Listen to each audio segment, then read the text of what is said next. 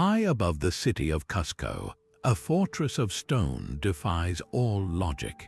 How did an ancient civilization, without iron tools or even the wheel, build the impossible walls of Sacsayhuaman? By the end of this, you will understand the incredible theories behind one of history's most baffling construction projects. We will investigate how 1,000-ton stones were moved across mountains and fit together with a precision that still stumps engineers today. What does it truly take to leave a mark on the world that lasts for centuries? Perched at over 12,000 feet, the stone complex of Sacsayhuaman dominates the skyline. Its name means satisfied falcon, a fitting title for a fortress that seems to survey its kingdom from the clouds. This was no mere military outpost. It served as the ceremonial heart of the Inca Empire, a royal complex where religion, power, and architecture fused into one staggering statement. Its scale is almost incomprehensible.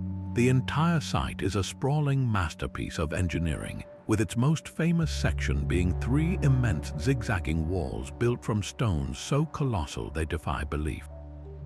The very sight of these blocks, some weighing more than 100 tons, fitted together without a sliver of mortar, forces a single, immediate question.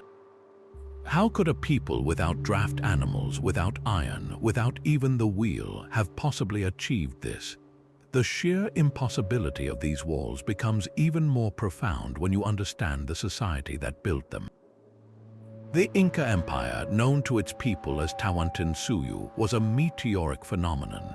In less than 100 years, it exploded from a small kingdom in the Cusco Valley to become the largest empire in the pre-Columbian Americas. This was a civilization without a written language, without currency, and without the wheel as a practical tool for transportation. Yet, they built a network of roads spanning over 25,000 miles across some of the most punishing terrain on Earth, and they mastered agriculture on impossibly steep mountainsides. Their greatest talent, however, was for stone. They did not just build with rock, they understood it. They believed that stone was alive, possessing a sacred spirit, and their stonemasons were among the most revered artisans in the empire. They could shape granite and andesite with a precision that seems to belong to a different age. This golden era of construction was orchestrated by a single visionary leader, the Sapa Inca Pachacuti. He transformed the Inca world, and it was under his reign in the middle of the 15th century that the ambitious project of Sacsayhuaman was conceived. He envisioned it as the ultimate symbol of imperial power, a ceremonial and military complex that would cement his legacy and the divine right of his rule. So the central mystery is not that a primitive people built these walls, but that one of history's most organized and resourceful civilizations, at the very peak of its power, chose to invest unimaginable effort into a project that still defies our understanding. They clearly possessed knowledge and techniques that we are still struggling to comprehend. To truly grasp the achievement, you have to stand before these walls and feel their size. The 3 primary zigzagging ramparts stretch for over 540 meters, a length greater than 5 football fields laid end to end. But the numbers alone fail to capture the staggering reality. Think of the stone itself, an almost unthinkable volume of rock quarried, moved, and set into place. Just the largest of these blocks represents over 6,000 cubic meters of solid andesite, a weight that rivals small mountains. And yet, what we can visit today is merely a haunting remnant, a skeleton of the original grandeur.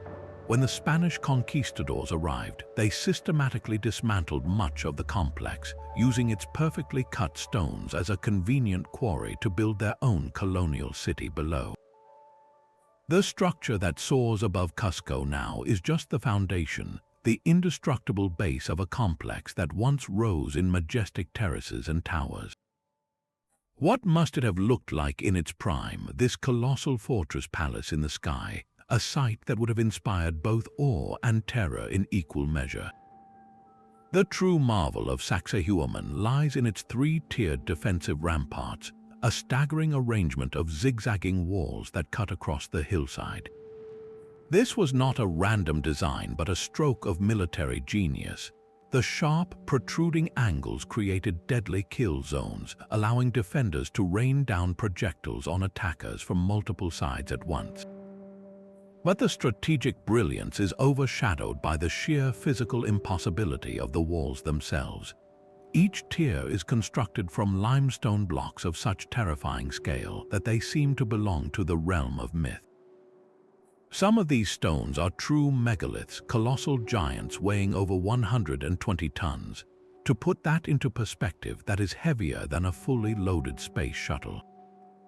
These are not rough, irregular boulders. They have been shaped into complex, multi-angled forms with as many as 12 distinct sides on a single block.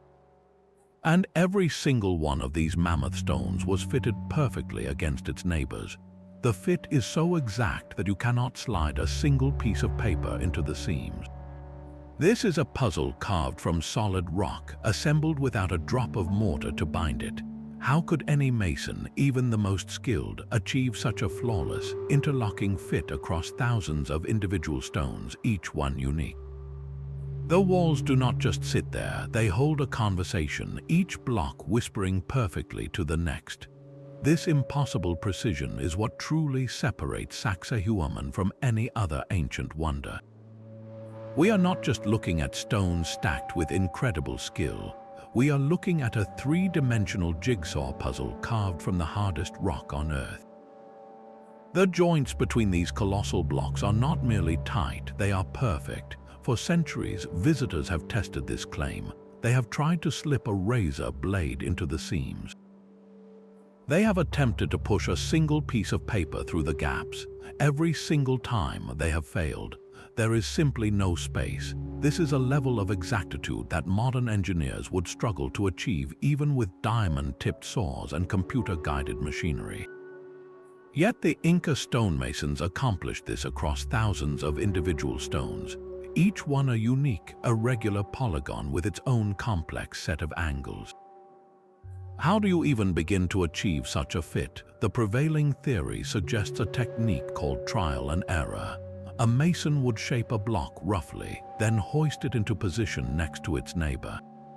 He would then identify the high spots, the points of contact, and carefully abrade the rock until the surfaces matched perfectly. This sounds plausible until you consider the sheer weight and hardness of the material. We are talking about andesite and limestone, rocks that are immensely difficult to shape. The idea of repeatedly lifting a 100-ton block, checking the fit, lowering it, grinding a tiny bit more, and then lifting it again, borders on the ludicrous. The time and effort required would be astronomical. It forces us to wonder if the Inca possessed a different, perhaps lost, method for working stone.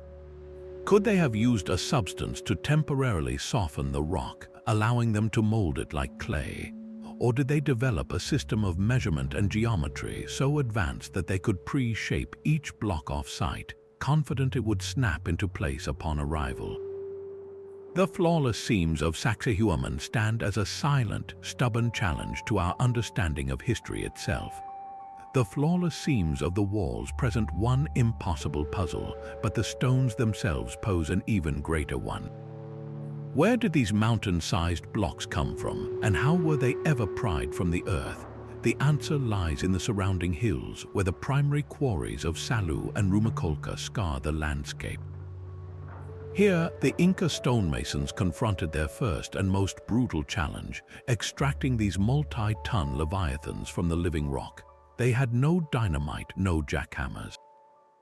Their toolkit was devastatingly simple, limited to harder stones for hammering, bronze chisels that would blunt against the unyielding limestone, and simple wooden levers. So how do you free a 100-ton block using nothing but these basic instruments? The method is as physically demanding as it is ingenious. Workers would first identify a natural fissure in the bedrock. Then, along the intended fracture line, they would laboriously drill a series of small holes using stone borers. Into these holes, they would drive dry wooden wedges. The real magic happened next. They would pour water over the wood. As the wedges absorbed the moisture, they would swell with immense, inexorable force, creating enough pressure to shear the entire block cleanly from the mother stone. It was a slow, meticulous, and incredibly dangerous process, a testament to human patience and a deep understanding of natural physics. But freeing the stone was only the beginning of the ordeal. Now it had to move. The journey from the quarry to the building site at Sacsayhuaman was a trek of several kilometers across some of the most punishing terrain on the planet, a route of steep inclines, rocky gullies, and dizzying drops. The wheel was useless here. Historians and engineers believed the only feasible method involved a combination of manpower, ingenuity, and sheer grit. Giant log rollers were likely placed beneath the stone, and teams of hundreds, perhaps even thousands, of laborers would pull on thick, braided ropes, inching the colossal block forward. They may have also constructed earthen ramps, building the road up and over obstacles as they went. Imagine the scene, the synchronized chanting of a massive workforce, the groaning of timber under impossible loads, the slow, centimeter-by-centimeter progress of a rock that dwarfed every single person moving it. This was not just engineering, it was a monumental act of collective will, a mystery of logistics that still leaves us wondering how they coordinated such a feat without a single written plan. The journey from quarry to construction site was a logistical nightmare. With no wheels for carts and no powerful animals to pull them, the Incas faced a problem that seems insurmountable to us today. How do you move a stone heavier than a blue whale across miles of rugged mountain terrain? The most widely accepted theory involves a symphony of simple machines and raw human power. Giant logs, likely from the hardy trees of the highland forests, would have been laid down as rollers. Upon this shifting wooden road, the colossal stone would rest. Then armies of laborers would take hold of massive, braided ropes. With coordinated heaving, they would pull the block forward, inch by agonizing inch. As the stone moved, workers behind it would constantly retrieve the freed logs and rush them to the front, creating a continuous, rolling path. It was a slow, grueling, and incredibly dangerous process.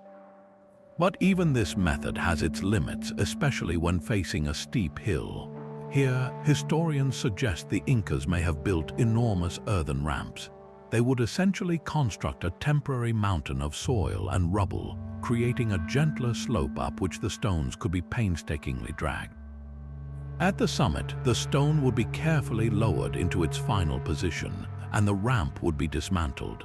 This theory paints a picture of immense coordination and effort, yet it still leaves a profound question. How did they manage the precise steering and placement of these irregular, multi-ton blocks on such unstable ground?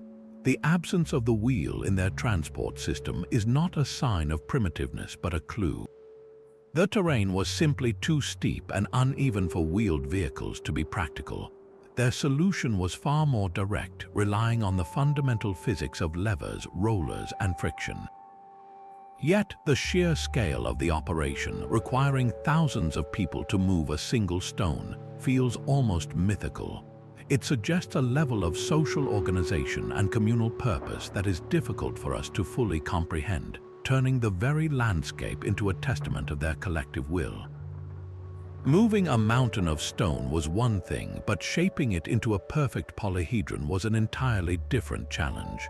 Once a colossal block arrived at the site, the real artistry began.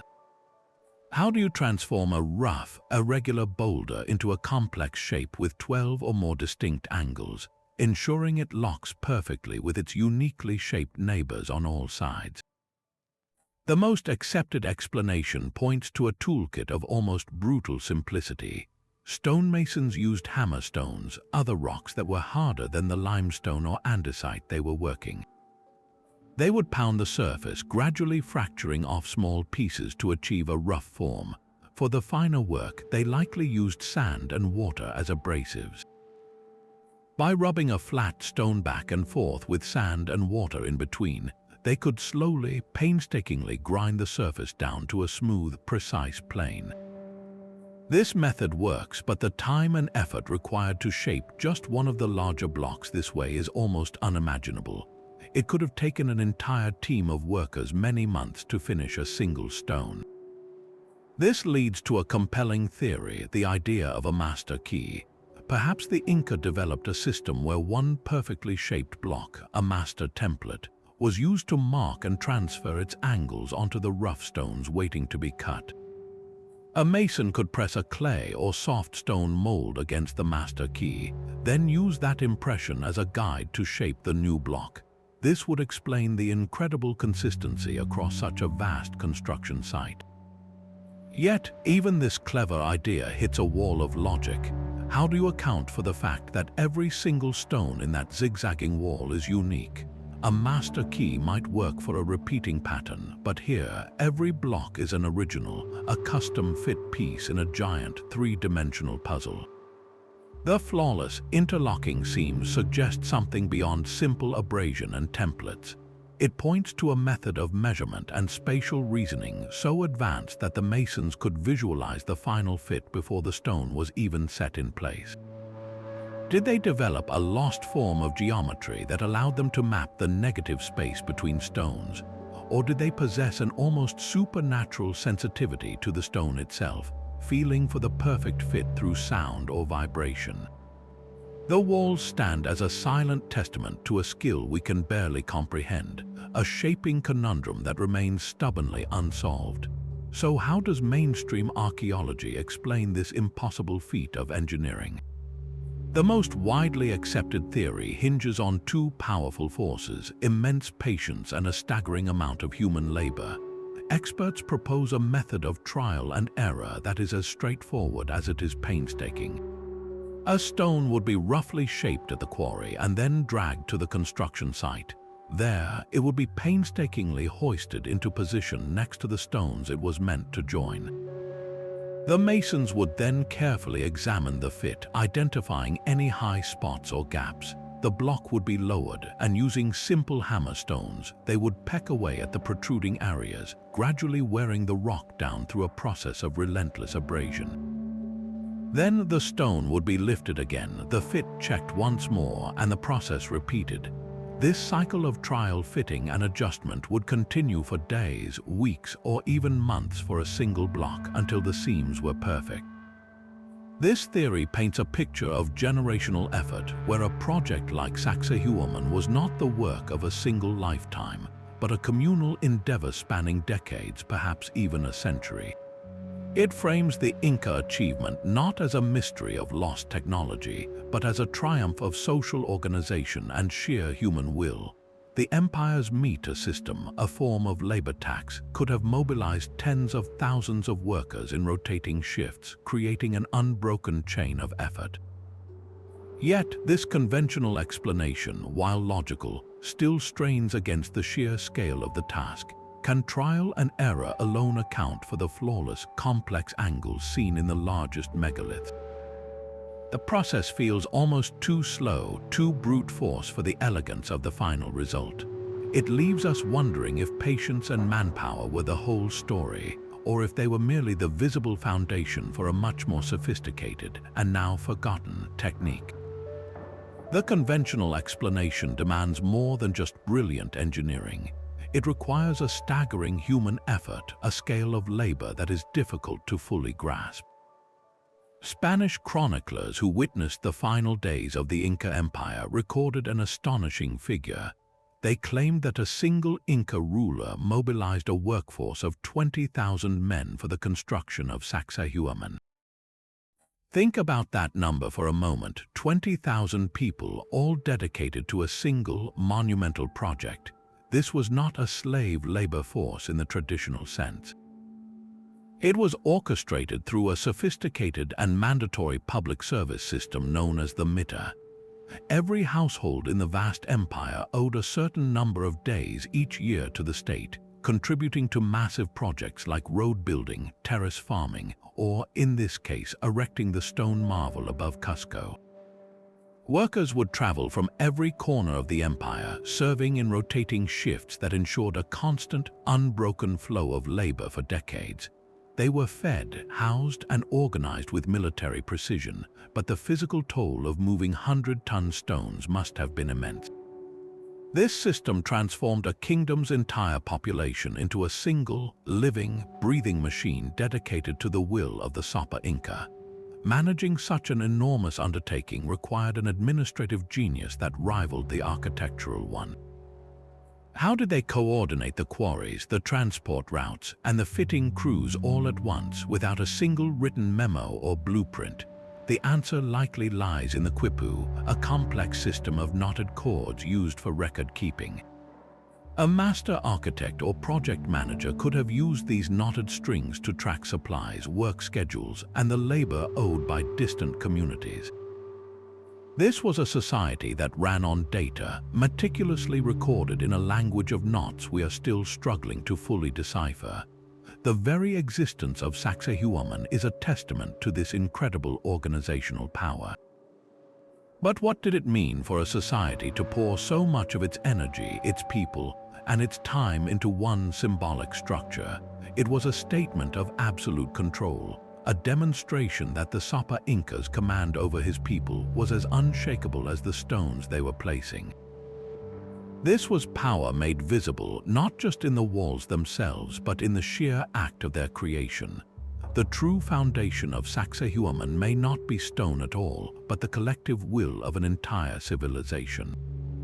But the famous walls were merely the foundation for a much grander vision. Sacsayhuaman was not a simple fortress, it was a sprawling ceremonial city crowning the hill. Rising from the great stone terraces behind the ramparts were 3 colossal towers, structures that would have dominated the skyline for miles around. The largest was Mayakmarka, a circular marvel that soared an estimated 5 or 6 stories high, a dizzying height for ancient construction. It was said to be a water temple, its interior channels filled for rituals honoring the life-giving element. Flanking it were Salakmarka and Porkamarka, 2 other immense towers of different shapes, likely serving as military garrisons and storehouses for the empire's vast supplies. To stand before them would have been to feel the empire's power in your bones, yet today only their circular and rectangular foundations remain like giant stone footprints. The Spanish, after their difficult conquest, systematically tore the towers down, fearing they could become strongholds for rebellion. They dismantled these architectural titans block by perfect block, leaving us only with the ghostly impressions of their bases and the written accounts of those who saw them standing. The sheer volume of stone that was quarried, moved, and fitted for these towers alone is almost beyond calculation, a testament to a project of almost mythical ambition. This hilltop was also a place of water and mystery. The Incas' master hydrologists carved a network of precise channels through the solid rock. These were not just ditches for drainage, they were elegant stone-lined canals that fed reservoirs and fountains, bringing the vital element to every part of the complex. The water's journey through the stone was a physical manifestation of their belief in the connection between the earthly and the spiritual realms. Even more intriguing are the labyrinthine passages hidden beneath the ground. A web of underground chambers known as chincanas tunnels deep into the earth beneath the fortress. Their purpose remains one of Sacsayhuaman's great enigmas. Were they secret escape routes for the elite in times of siege? Were they storage for sacred objects or royal mummies? Or did they serve a deeper ceremonial function, a gateway to the underworld, the realm of the ancestors? These dark, cool passages remind us that for all we see on the surface, a hidden world of ritual and purpose lay just beneath our feet. The fortress above was a statement of imperial power, but the world below spoke to the soul of the empire. The arrival of the Spanish conquistadors in the 16th century marked the beginning of the end for the living heart of Sacsayhuaman. For them, this sprawling complex was not a sacred wonder but a strategic threat and a readily available quarry. After a long and brutal siege where the fortress proved its immense defensive strength, the Spanish finally seized control. Their solution to prevent future rebellion was as pragmatic as it was devastating. They systematically began to dismantle the magnificent towers and upper structures, sending a river of perfectly cut stones rolling down the hill into the city of Cusco below. It is a profound historical irony that this act of cultural destruction is the very reason we can still see the base walls in all their glory. The Spanish laborers quickly discovered that the massive megaliths of the lower tiers were simply too enormous, too heavy, and too perfectly fitted to be worth the effort of breaking apart. They were functionally immovable, so they focused their efforts on the smaller, more manageable stones from the upper walls and the great towers, which were perfectly sized for building their churches, mansions, and plazas. Walk through the historic center of Cusco today, and you are walking through the ghost of Sacsayhuaman. The foundations of the cathedral, the walls of the church of Santo Domingo, they are all built with stones that once stood proudly on the hilltop. The Spanish, in their quest to build a new world on the ashes of the old, inadvertently became the preservers of the Incas' most impossible achievement. They stripped away the superstructure, leaving behind the indestructible skeleton, the foundational puzzle that continues to challenge and inspire us centuries later. What they could not use, they left for us to ponder. For the Inca, stone was not an inert material but a living entity. This profound spiritual connection to the very rock they shaped opens the door to a different kind of explanation, one found not in engineering manuals but in the heart of their mythology. At the center of their creation stories stands Viracocha, the supreme creator god. After a great flood had wiped away a previous race of humanity, Viracocha emerged from the depths of Lake Titicaca. He was depicted as a tall, bearded man, a figure of immense power and knowledge. According to the legends, it was Viracocha who journeyed across the land, bringing civilization to the people. He did not just give them moral laws, he imparted practical, world-changing skills, agriculture, astronomy, and most importantly for our mystery, the art of working stone. The myths tell that he commanded the very rocks to move, that he softened stone with a sacred plant or a spoken word, instructing the first Inca how to fit the massive blocks together as if they were clay. To the Inca mind, this was not a fantastical story, it was a historical truth. The flawless walls of Sacsayhuaman were not merely a human achievement, they were a divine inheritance, a physical manifestation of the knowledge gifted by Viracocha himself. This mythology provided a complete and satisfying answer to the question of how such impossible structures were built. The gods had shown them the way. This perspective forces us to consider a fascinating possibility. Could these legends be a cultural echo of a real historical event? Might Viracocha represent an unknown master builder, or even a group of highly skilled engineers from a lost civilization who arrived in a time before memory and shared advanced techniques that were later deified? The stories describe him as coming from across the sea, a being of foreign appearance and unimaginable knowledge. While mainstream archaeology dismisses this as pure myth, the legends persist, offering a powerful narrative that the Inca themselves believed. They did not see their work as superhuman because they believed it was guided by the superhuman. The stones fit together perfectly because Viracocha willed it, and the stonemasons were his devoted students, channeling a divine power into the earth. This spiritual context transforms Sacsayhuaman from a simple fortress into a sacred text written in stone, each perfect seam a verse in a hymn to the Creator. This spiritual explanation of divine knowledge stands in stark contrast to a bold and controversial theory emerging from modern laboratories. A handful of researchers have proposed a radical idea that the Inca stonemasons did not just carve the stone, they softened it.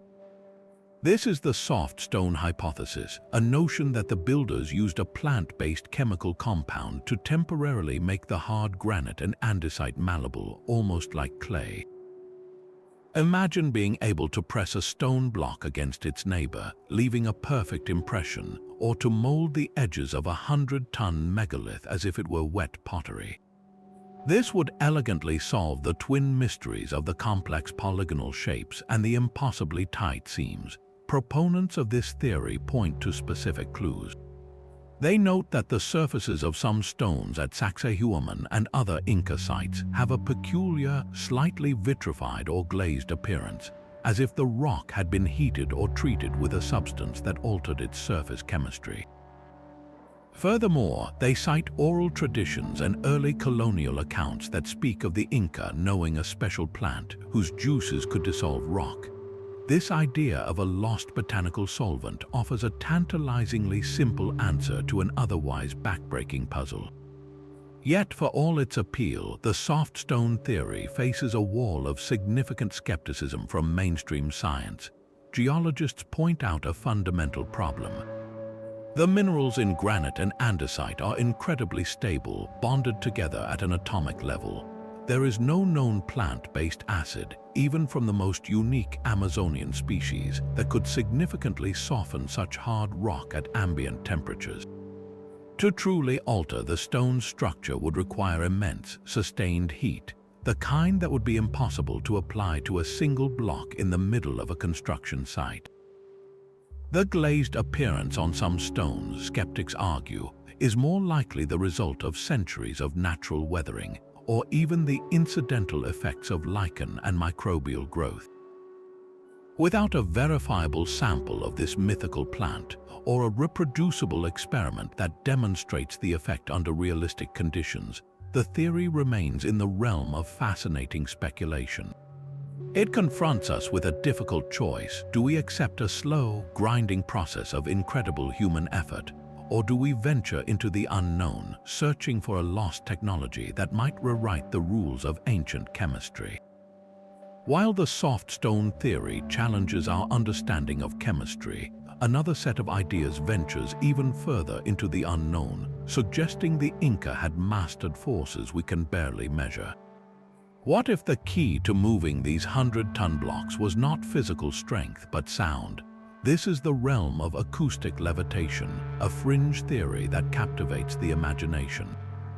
Proponents of this idea point to legends found in various cultures, stories of ancient priests using chants, drums, or specific frequencies to make massive stones float through the air like leaves on the wind.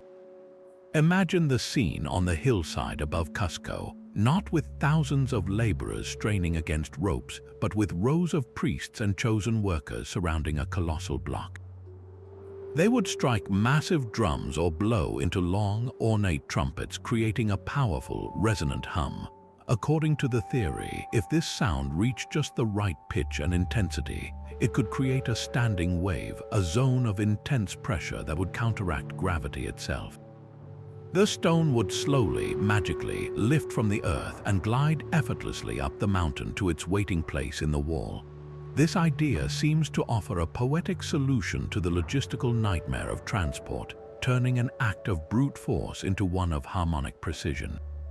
It connects the construction to the Incas' deep spiritual beliefs, where sound and vibration were integral to communicating with the spirit world. The very stones believed to be alive might have been harmoniously persuaded into place. Yet, for all its allure, this theory exists entirely in the domain of speculation. Modern science has demonstrated acoustic levitation, but only on a microscale, floating tiny particles or droplets of water in controlled laboratory settings. The energy required to levitate an object increases exponentially with its mass.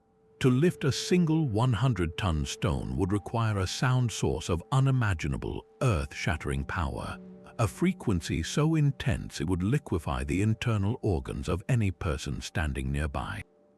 There is no physical evidence at Sacsayhuaman, no ancient tuning forks or resonant chambers to support this idea.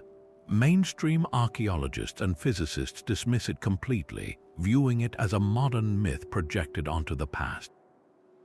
So why does this concept persist? It speaks to a deep-seated human desire to explain the inexplicable.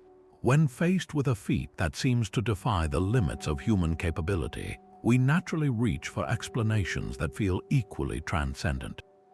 The perfect silent stones push us to wonder if an entire dimension of their story, a technology of vibration and energy, has been lost to time. These fringe theories, from plant solvents to sonic levitation, are not scientific answers, but they are powerful reflections of the awe that Sacsayhuaman inspires. They remind us that some mysteries are so profound, they compel us to consider the impossible. The walls of Sacsayhuaman force a global question. How does its stonework measure against the other legendary megalithic sites of the ancient world? From the Egyptian pyramids to the mysterious stones of Pumapunku, humanity has left behind fingerprints of impossible scale. Yet the approach at each site reveals a distinct philosophy, a unique conversation between a culture and the stone it sought to master. The Great Pyramid of Giza is a monument to geometric precision and sheer mass. Its builders used immense, uniformly shaped rectangular blocks, often limestone, quarried and lifted into place to create smooth, soaring plains. Their challenge was one of alignment and elevation, moving millions of stones to create a perfect, artificial mountain. The solution was likely a system of ramps and rollers, a linear and organized process. Stonehenge presents a different puzzle, one of transport and erection. Its massive sarsen stones were dragged over vast distances and then hoisted upright, capped with immense lintels. The engineering focus was on post and lintel construction, creating a circular frame that tracked the heavens. Then there is Pumapunku in Bolivia, a site that often draws direct comparison to Sacsayhuaman. Like the Inca work, its stone blocks are cut with baffling precision. But here, the stones are smaller and the cuts are different, featuring complex geometric recesses, perfect right angles, and H-shaped blocks that look as if they were made by a machine. The mystery of Pumapunku is one of cutting technology, how such intricate, modular forms were achieved in an age of stone tools. Against this backdrop, the genius of Sacsayhuaman becomes strikingly clear. It is not a structure of uniform blocks or modular pieces. It is a tapestry of unique, interlocking polygons. The Inca did not seek to subdue the stone into perfect rectangles, but to celebrate its individual form, fitting each irregular block into a cohesive, earthquake-resistant whole. While the Egyptians built with mathematical symmetry and the builders of Pumapunku with modular precision, the Inca built with an organic logic, as if they were solving a three-dimensional puzzle designed by nature itself. Each culture faced its own environmental and spiritual challenges, developing solutions that reflected their worldview. The Egyptians conquered the desert with order and symmetry. The Inca mastered the trembling mountains with flexibility and resilience.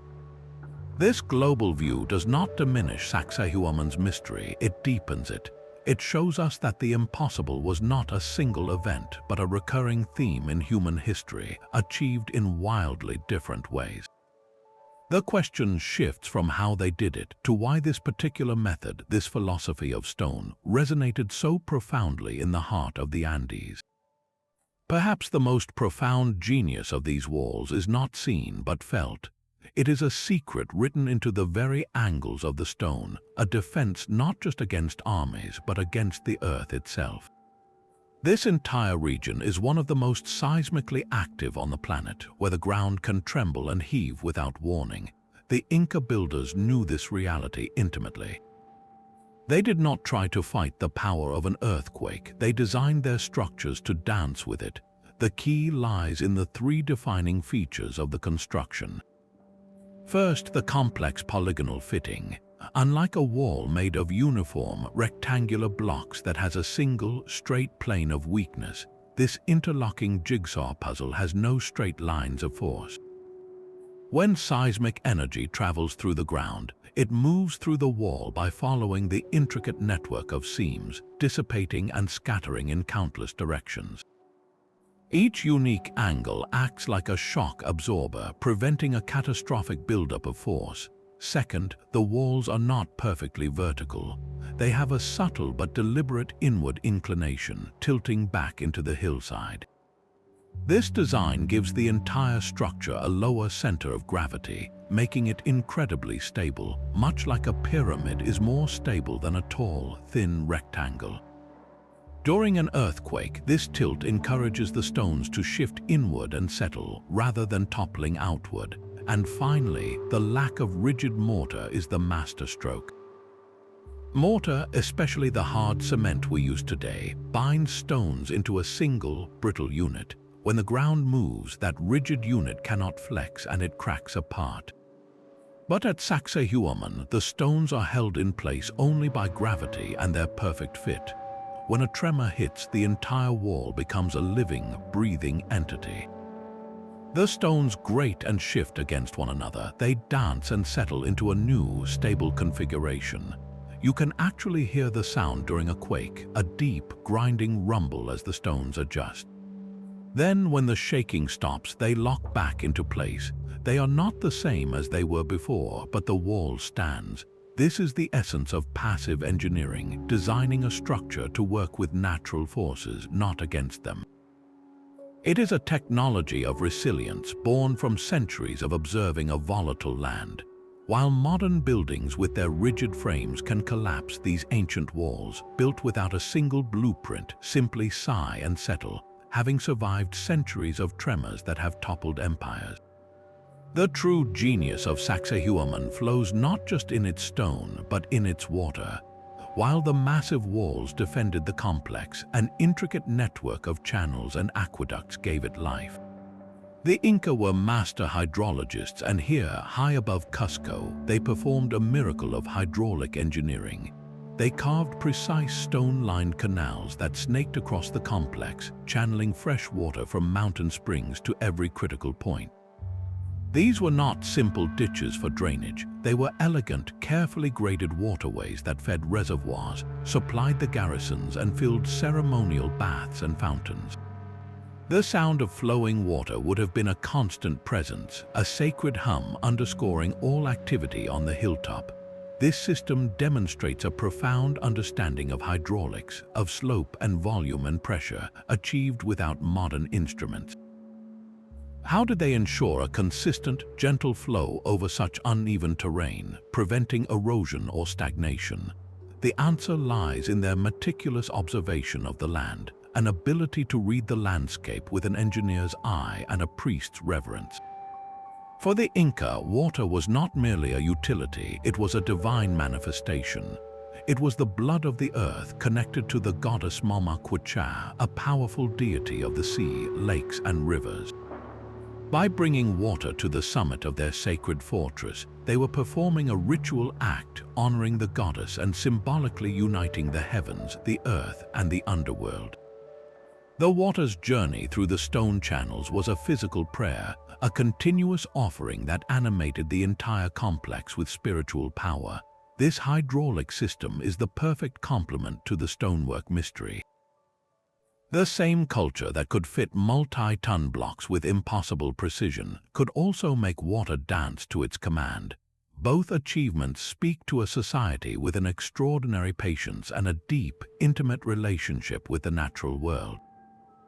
They did not conquer their environment, they conversed with it, learning the secrets of rock and river until they could weave them together into a single, unified masterpiece.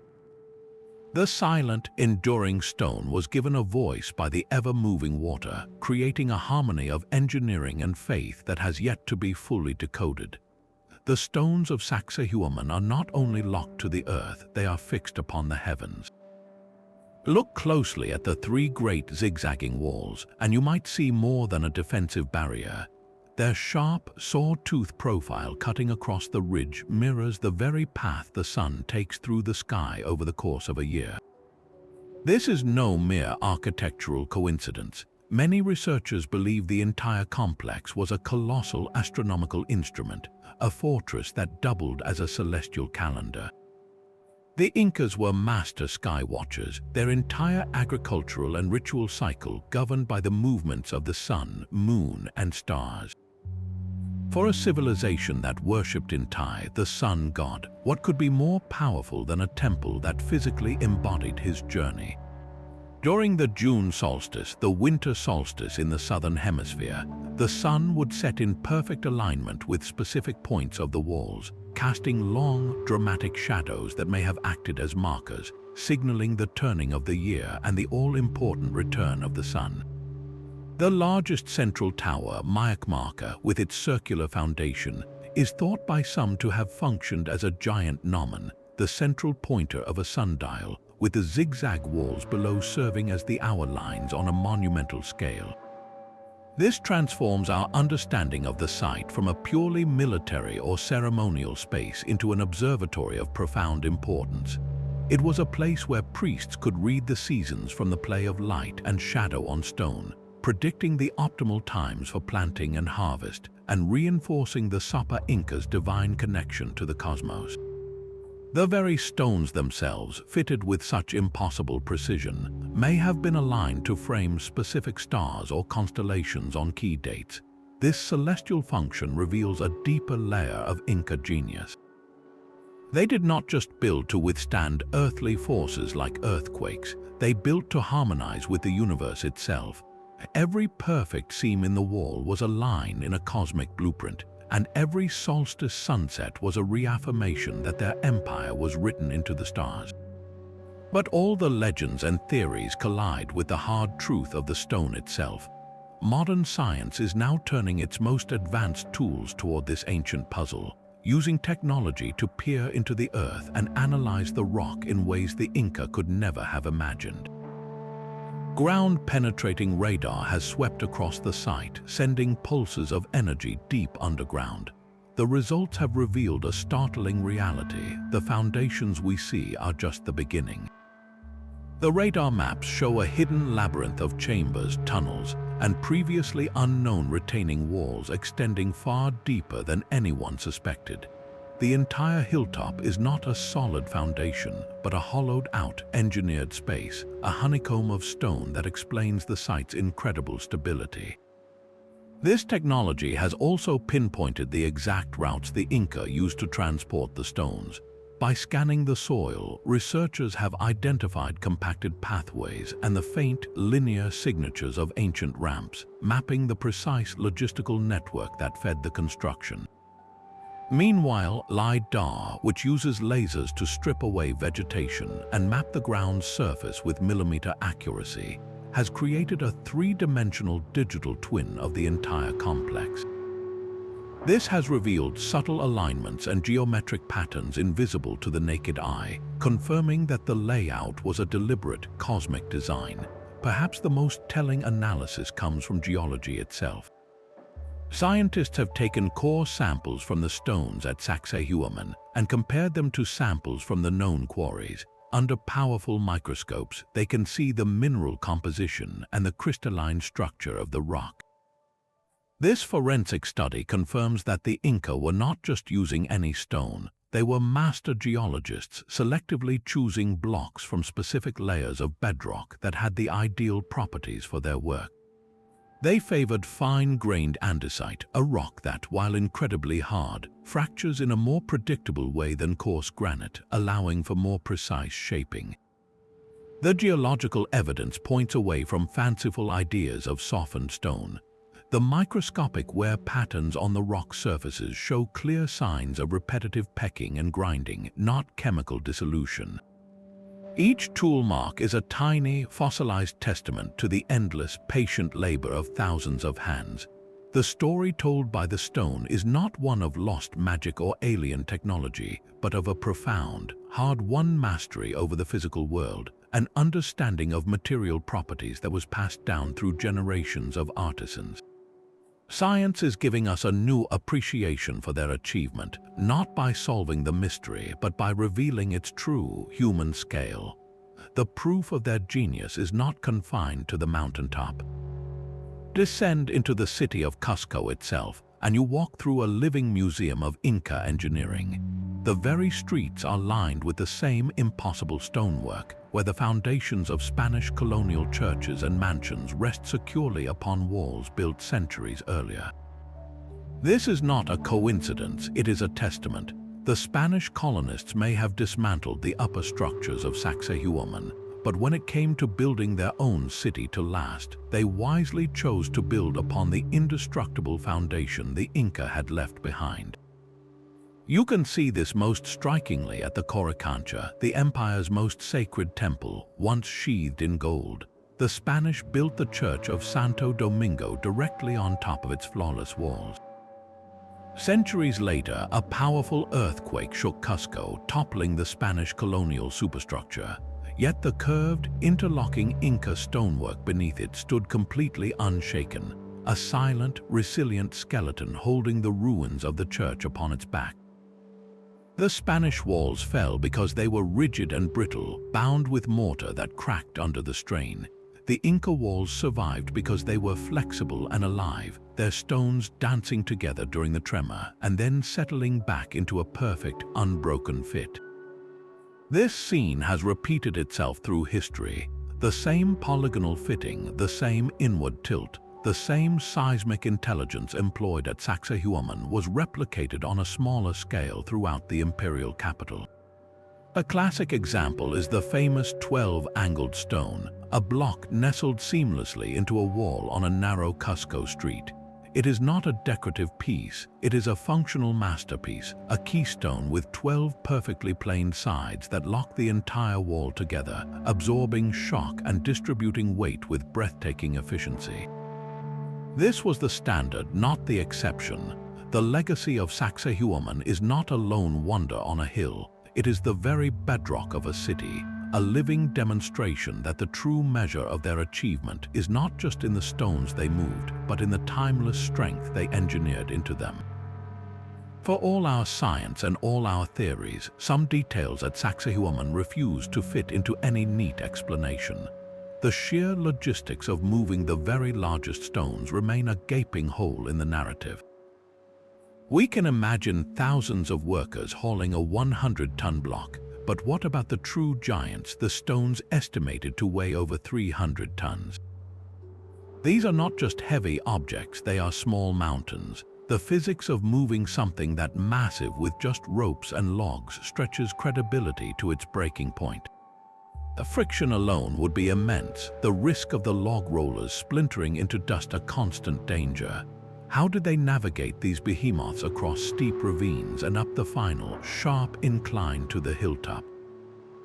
The earthen ramp theory feels insufficient for such weight. Requiring a ramp of such colossal volume, its construction would have been a project rivaling the walls themselves.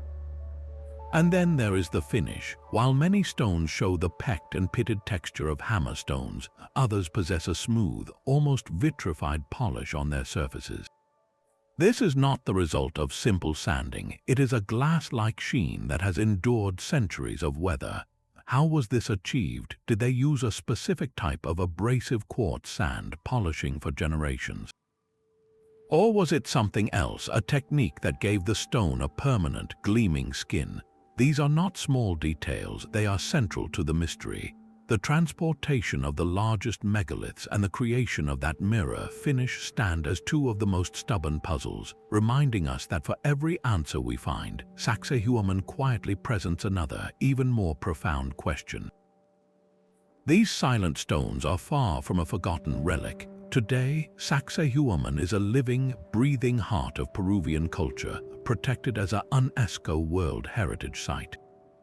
This designation recognizes the fortress not just as an archaeological marvel, but as a place of outstanding universal value to all of humanity. It is a promise to future generations that this symbol of ingenuity will be safeguarded against the ravages of time and the pressures of the modern world. Preservation teams work tirelessly, battling erosion and monitoring the stones for any signs of shifting, using the very same non-invasive technologies that revealed its hidden depths. But the true preservation is not just physical. Every year, on the 24th of June, the hilltop undergoes a breathtaking transformation. This is the day of Inti Raymi, the Festival of the Sun, a celebration that was suppressed by the Spanish for centuries but has been magnificently revived. The site explodes with color and sound. Thousands of performers in vibrant, traditional costumes fill the terraces, reenacting ancient rituals in the Quechua language. The Sapa Inca is portrayed, offering prayers to Inti, the sun god, pleading for his return and for a bountiful harvest. The air thick with the scent of coca leaves and the smoke of ceremonial fires, the entire performance is a powerful reclamation of identity. For modern Peruvians, especially those of indigenous descent, Sacsayhuaman is not a mystery to be solved, but a birthright to be celebrated. It stands as an unshakable monument to their ancestors' resilience, a direct link to a glorious past that colonialism could not erase. The stones themselves seem to resonate with the drums and chants, no longer just an engineering puzzle, but the enduring soul of a people. This annual gathering infuses the ancient rock with new life, proving that the greatest legacy of Sacsayhuaman is not how it was built, but what it continues to build, a profound and unbreakable sense of cultural pride. So we are left with a field of competing theories, each trying to solve the same riddle. The conventional view tells a story of immense human effort, of 20,000 workers pulling stones with ropes and shaping them for generations through relentless trial and error. This is a narrative of patience and staggering social organization. Then, the more speculative ideas emerge, suggesting lost technologies, a mystical plant that could soften stone, or even the harmonic power of sound to levitate these giants into place. Each theory, from the academic to the fringe, offers a different lens through which to view the same impossible walls, yet the stones themselves give no definitive answer. They simply stand, indifferent to our debates. Perhaps the true meaning of Sacsayhuaman is not found in proving one single method, but in accepting the profound mystery itself. This fortress is an eternal testament to Inca ingenuity, a monument that whispers of a civilization whose understanding of their world was so deep, so intimate, that their achievements continue to defy our modern logic. It forces us to look upon the past not as a simple story, but as a complex tapestry woven with threads we are still learning to see. And so we are left with one final, provocative question, echoing from the high Andes to our own time. What other profound secrets of the ancient world are still waiting, silent and patient for us to uncover?